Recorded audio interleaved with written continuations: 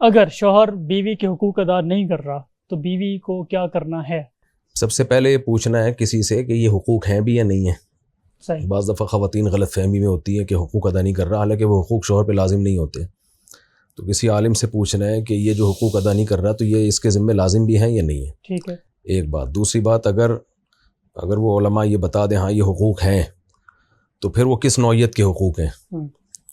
کیا وہ اتنی سنگین نوعیت کے حقوق ہیں کہ اس پہ شوہر سے لڑا جائے، گھر میں ایک لڑائی جھگڑے کا ماحول پیدا کیا جائے، یا اس نوعیت کے حقوق ہیں کہ کچھ حقوق بیوی بھی بعض دفعہ ادا نہیں کر رہی ہوتی ہے تو کمپرومائز کا راستہ اختیار کیا جائے، محبت سے شوہر کو سمجھایا جائے.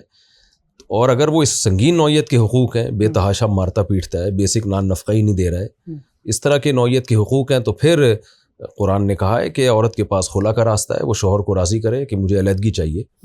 لیکن وہ علیحدگی کا مطالبہ جب کرے جب وہ یہ دیکھے کہ علیحدگی کے بعد میرے حالات اس سے بھی بدتر نہ ہو جائیں، کیونکہ ہماری سوسائٹی میں 2-3 شادیوں کا رواج ہے نہیں. پہلے صحابہ کے دور میں ادھر طلاق ہوئی ٹھک سے 20-25 رشتے عورت کے آ جایا کرتے تھے، اب تو ایسا نہیں ہے کیونکہ رواج ہی نہیں ہے. تو بعض دفعہ خلا لینے کے بعد اس سے بھی بڑی مصیبت میں پھنس جاتی ہیں خواتین.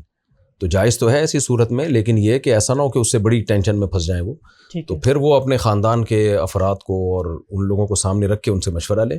بہرحال اگر اس سنگین نوعیت کے ظلم ہے تو پھر عورت کے لیے شوہر سے خلا کا مطالبہ جائز ہے.